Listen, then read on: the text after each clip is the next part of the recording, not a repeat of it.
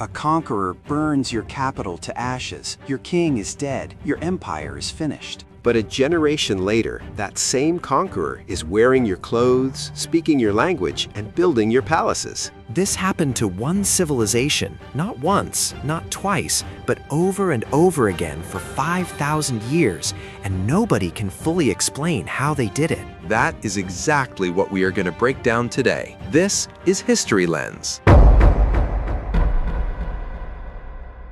To understand how one piece of land managed to psychologically absorb every empire that tried to destroy it, we need to go back to the man who started it all, a king so unusual that even his enemies called him great. In 539 before Christ, a Persian king named Cyrus marched his army into the most legendary city on earth, Babylon. The Babylonians had ruled Mesopotamia for centuries, and their capital was considered completely unconquerable, Surrounded by massive walls and fed by the Euphrates River itself. But Cyrus did not smash through those walls. According to ancient accounts, his engineers diverted the river, and his soldiers walked straight into the city through the dry riverbed while the Babylonians were celebrating a festival. And by the time the sun came up, The city had already fallen without a major battle. now here is what made Cyrus completely different from every other conqueror before him. He did not burn the temples. He did not enslave the population. He did not force anyone to worship his gods or speak his language. And this was absolutely unheard of in the ancient world. Instead, he issued what many historians considered the first declaration of human rights in recorded history. It is called the Cyrus cylinder, a small clay barrel covered in Akkadian script that was buried in the foundations of a temple in Babylon. On it, Cyrus declared that conquered peoples had the right to keep their religions, their customs, and their languages. He freed the Jewish people from their Babylonian captivity and allowed them to return home and rebuild their temple. An act so significant that Cyrus is mentioned by name in the Hebrew Bible as a chosen instrument of God. This was not charity, it was a psychological strategy, so effective that people actually wanted to be part of his empire. Within a single generation, Cyrus and his successors built the largest empire the world had ever seen, stretching from Egypt all the way to the borders of India. His successor, Darius, divided this massive territory into 20 provinces, built a network of roads that connected them, introduced a standardized currency, and ran a postal system so fast that a message could travel from one end of the empire to the other in a matter of days. At its peak, roughly 40 to 50 million people lived under Persian rule, and some historians estimate that was nearly half of all human beings alive on the planet at that time. But Cyrus and Darius did not just build an empire. They inherited something far more powerful than any army, a belief system that would quietly reshape the way every civilization on Earth understands reality itself. Long before Christianity, long before Islam, a prophet named Zoroaster emerged on the Iranian plateau and introduced an idea that changed everything. He declared that the universe was a battleground between two forces, Ahura Mazda, the god of light, truth, and order, and Angra Mainyu, the spirit of darkness, lies, and destruction. Every human being was a soldier in this war, and every choice between truth and deception carried cosmic weight. But the truly revolutionary part was not the war between good and evil. It was what Zoroaster said about time itself.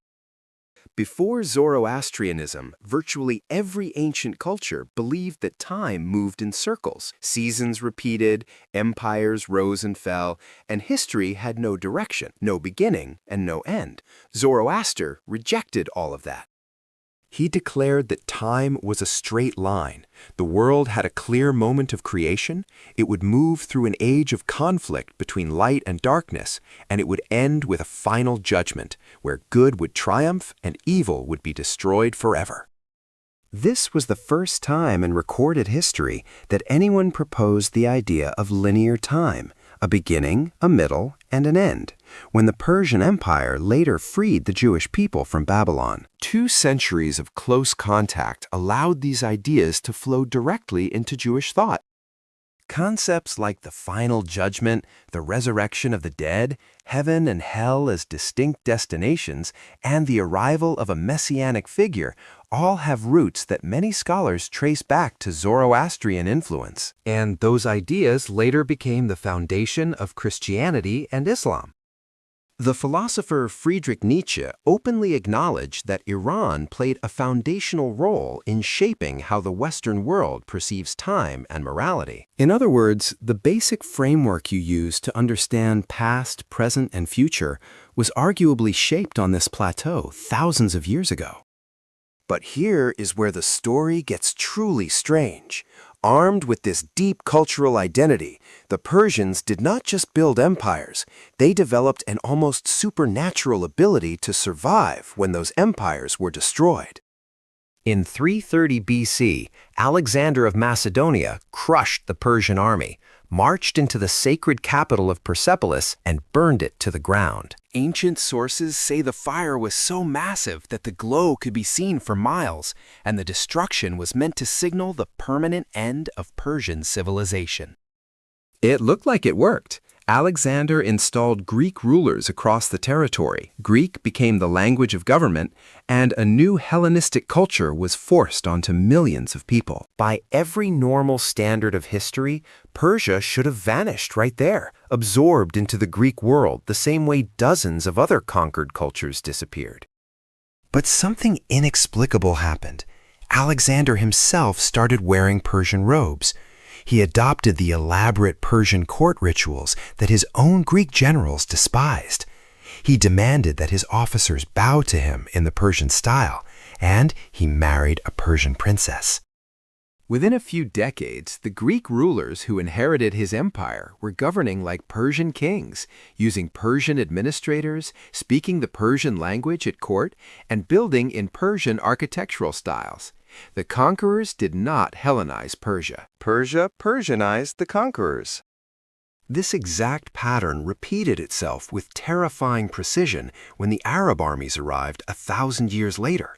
In 651, the Arab Caliphate conquered the Sassanid Persian Empire.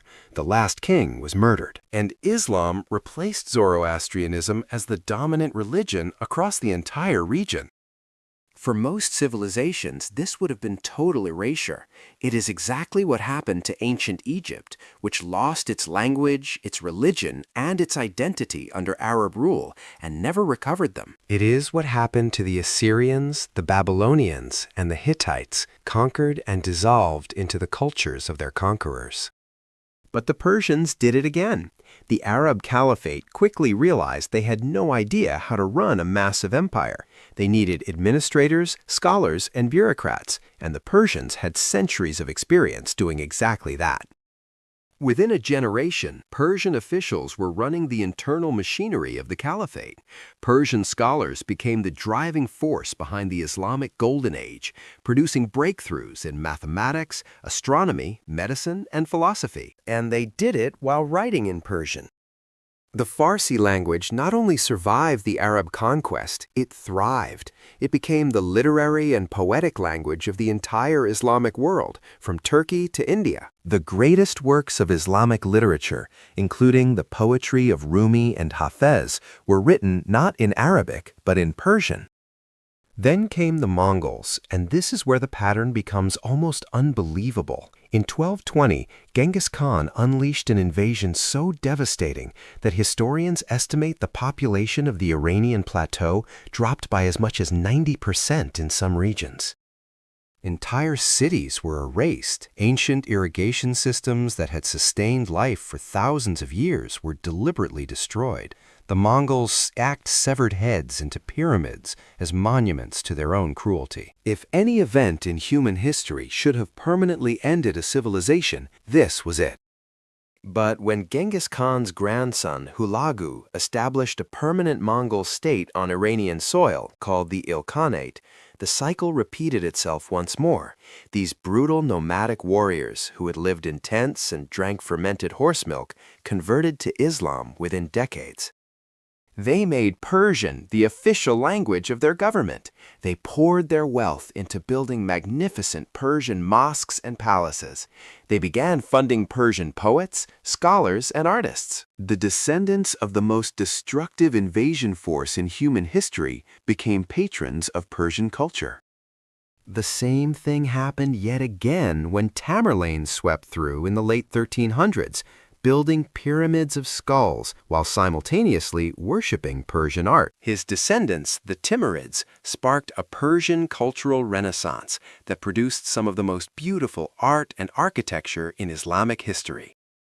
By the time the Safavid dynasty unified Iran in 1501 and declared Shia Islam the official state religion, the pattern was undeniable. No matter who conquered this land, the land conquered them back. But perhaps the most fascinating chapter came in 1935. For centuries, the Western world had called this country Persia, a name derived from the ancient Greek word for the Fars province. But to the people who lived there, the country had always been Iran, the land of the Aryans, a word that simply meant noble in the ancient Indo-Iranian language.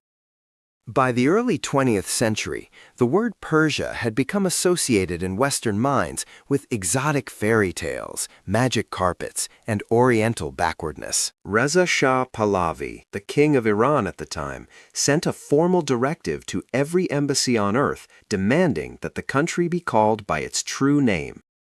It was not just a linguistic correction, it was a psychological statement telling the world that this was not some romanticized relic of the past, but a modern nation with 5,000 years of unbroken identity.